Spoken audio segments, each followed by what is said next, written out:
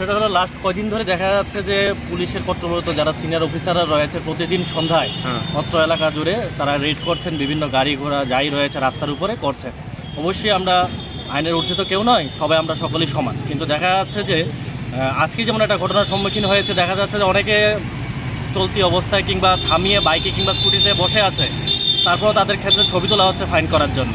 বুঝতে পারলাম না এটা কোন নিয়মের মধ্যে পড়ে, এক নাম্বার। দু নাম্বার হলো লাস্ট কিছুদিন আগে, দুদিন আগে শনিবার দিন দেখা গেছে আমাদেরই একজন বন্ধু, আমাদের একজন সাথী, ওর একটি গাড়ি রাস্তার উপরে ছিল, তখন দেখা গেল রাস্তাটি ওকে ফাইন করা হয়েছে রাস্তার উপরে থাকার জন্য। অবশ্যই যদি নিয়ম হয়ে থাকে রাস্তার উপরে ফাইন করা হবে, কিন্তু বিষয়টি হলো তার আগেই একটি বিএসএফের গাড়ি ছিল, তার পিছনেই একটি অবস্থিত ছিল একটি উইদাউট নাম্বার প্লেট একটি গাড়ি ছিল, এবং গাড়িটির মধ্যে একটা স্করপিও গাড়ি, সম্ভবত ব্ল্যাক কালার কিংবা স্কাই কালারের মধ্যে ছিল গাড়িটি, একজ্যাক্ট মনে নেই।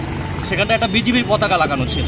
তখন আমরা এখানে একটা অংশ ছিলাম, আমরা বন্ধুবান্ধব যারা সাথীরা ছিলাম, আমরা এডিশনাল এসপি নতুন এসেছেন একজন লেডি অফিসার, ওনাকে সম্মান জানিয়ে ওনার যে কাজ তাকে সাধুবাদ জানাই, আইনের ঊর্ধ্বে আর কেউ নয়।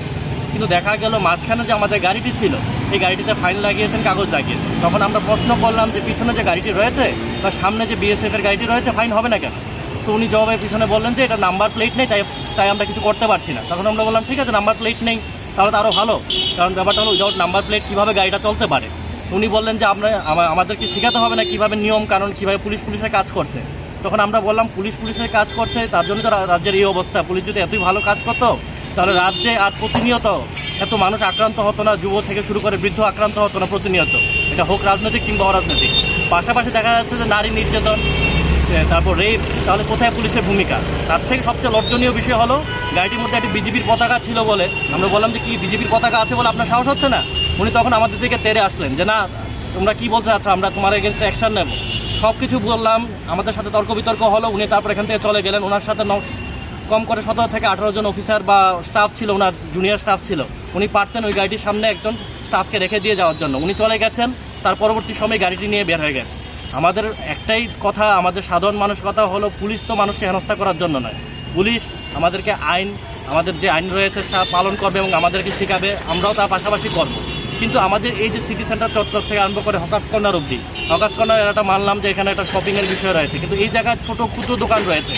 এই ক্ষুদ্র দোকানগুলির সামনে কেউ যদি একটা মনে করুন একটা বিস্কিট বা কিংবা চিপস কেনার জন্য আমাদের গুরুজি কনফারেন্স হলের এখান থেকে পার্কিং করে এখানে আসা, আর এই ছোটো দোকানগুলি ক্ষুদ্র ব্যবসায়ীগুলি তাহলে কীভাবে চলবে?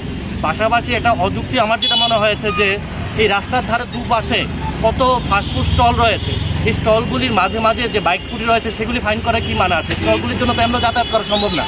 পাশাপাশি এই যে লাইটগুলি রয়েছে পুজোর জন্য লাগানো, তার সেই কাজ তো রাস্তায় তো এমনিতে চলাচল করতে পারবে না, তারপরও ফাইন হচ্ছে। আমাদের একটাই দাবি, এবং সাধারণ মানুষ এখানে প্রতিনিয়ত হেনস্থা হচ্ছেন, পুলিশের কাজ করুক, কিন্তু নিয়ম অনুসারে নিয়মটা যাতে সবার জন্য সমান হয়, এটাই আমাদের দাবি। যাতে কোনো রকম ব্যক্তি বিশেষ বা কোনো রাজনৈতিক দলের কেন বিবেচনা না করে, সবার জন্য সমান হয়।